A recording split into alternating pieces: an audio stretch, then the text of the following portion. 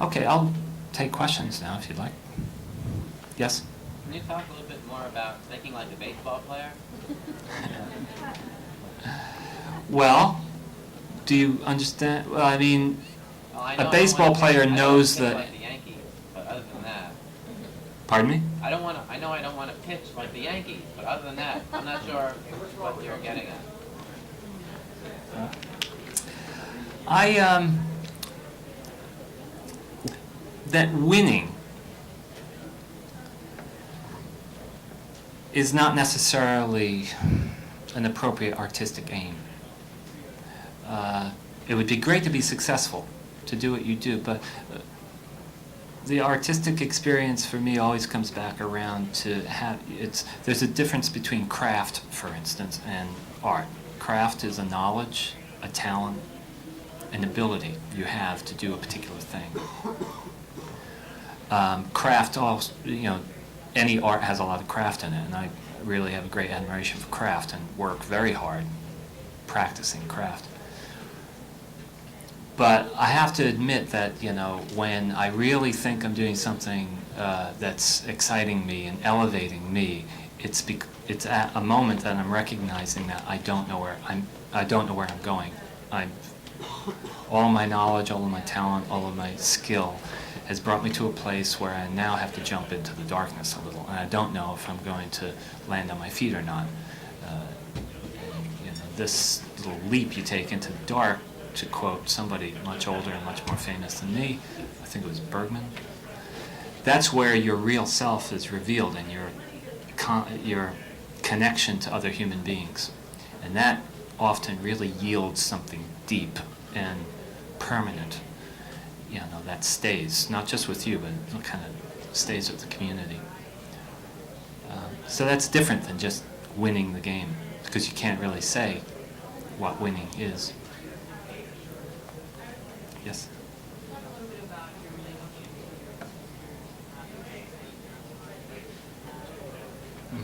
relationship. How I work with distributors and how I try to maintain my autonomy. Well, I've had many different distributors. Just to take the United States, for example, the United States and Canada, my first film was released by Miramax, and then the second one was released by Fine Line, who were a subsidiary, I guess, of New Line, and then Sony Pictures Classics has had two of them. And these have all been really good experiences in that I've always been in a personal relationship. They have always invited you to get in close to see what they need to do to make as many people as possible see this film you've made. Only once, the first time I was out, was my first film, Miramax pressured me pretty hard to change the movie I had made to meet the expectations. So, they did the math on the one hand, but, the movie I had made, which I considered done, was finished. That's a permanent thing. Over here, we might have to change our expectations. Well, they wanted me to change the movie in order to do that, which I wouldn't do. And that was tough, but eventually they did really good work. They got this tiny little movie with nobody famous in it, made by this complete unknown guy from Long Island.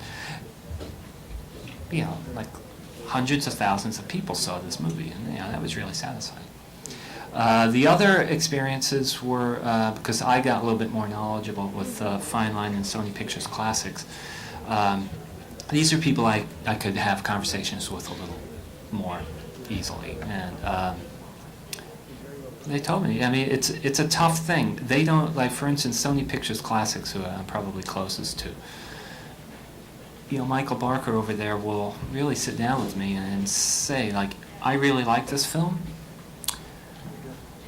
I really believe that in the current climate, we can expect to make this much money. He doesn't talk on how many people are going to go see it, but we can make this much money. So I have to find the right place in the middle here. How much money can I spend to advertise it?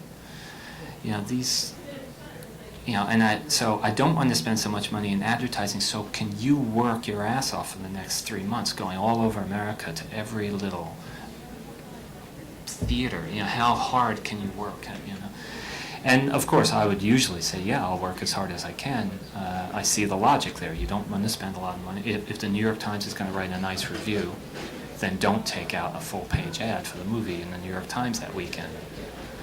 But if you know, and we often do, that the New York Times is not going to write a nice review, and in fact they're going to write just the opposite, then you might need to spend some money in the Village Voice or wherever. I don't know, I learned a ton from this, and I take it pretty well. I don't mind getting down into the you know, into the marketplace. I feel that my work would probably become a little too precious or something if I didn't, because I do want to connect with people. Yes?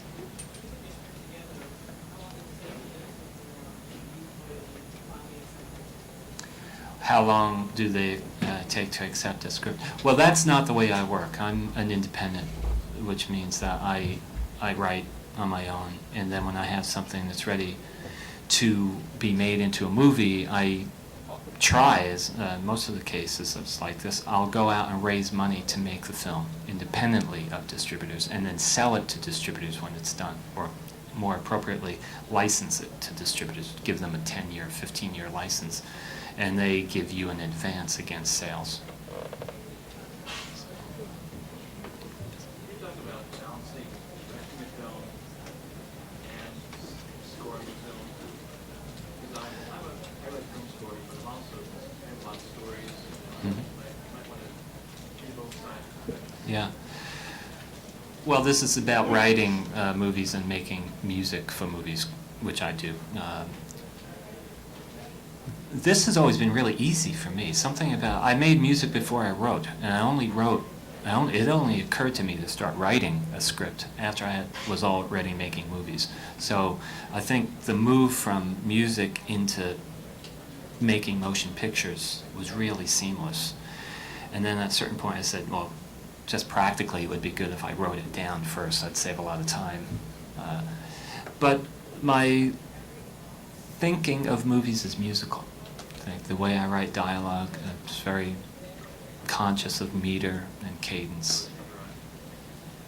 Yeah, and when this is probably a